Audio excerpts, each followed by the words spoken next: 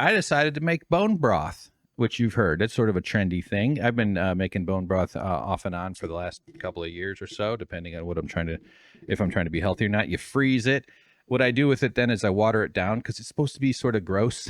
It comes out gelatinous. Like, that jelly at the bottom of a chicken pan when you cook it, that's actually good stuff. That's gelatin. It's healthy for your limbs and your bones and your organs and shit. But it's gnarly. It's like, ugh, what is this? A fire in the sky? The guy where the guy wakes up in the spaceship and he's covered in, he goes, ah, and then those doctors come by and they give him like a really big insurance bill. Not that creative, but anyway, bone broth is intentionally overcooking soup in order to reduce, and you put a lot of bones in it. My freezer's full of bones and rib bones and chicken bones.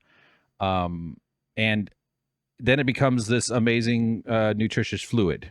Brown, put some onions, some peppers. You can put peppers in there too, I guess. Well, anything you want, honestly. Onions, carrots, celery. That's called mirepoix for those of us trying to impress women with our food knowledge. And you just include it in your thing. So I water it down, microwave the shit out of it. This is when I go to eat it. And I actually put some green onions, some scallions, you might call them, into it. I cut the scallions with scissors. Actually, it's a way of avoiding having to slice up or wash a cutting board. So that's a nice another fun tip for you. And I get this nice little bone brothy soup.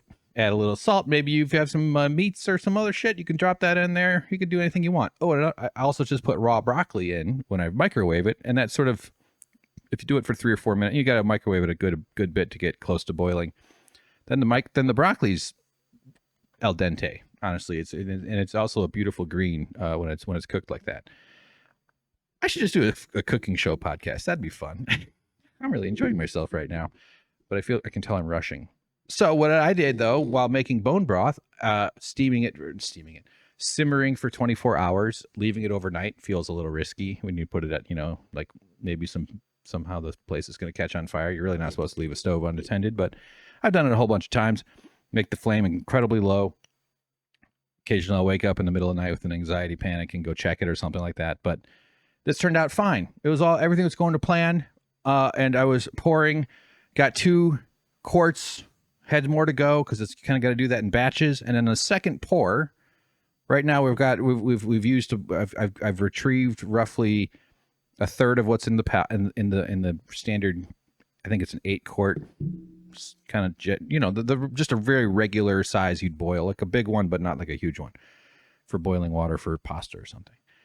And I go to pour, and I'm feeling good, and I'm finally glad to be getting this done because I was getting ready to have some food. You know what I mean? I was like ready. Okay, I'm going to eat after I do this thing, and everything was feeling nice. And I went and I poured it, and I didn't hear the normal noise, and and my brain went beep boop beep boop beep boop. Something's wrong. And then I went, oh fuck! And I forgot to put the catch pan down. I was using this smaller metal pan to catch it through the strainer.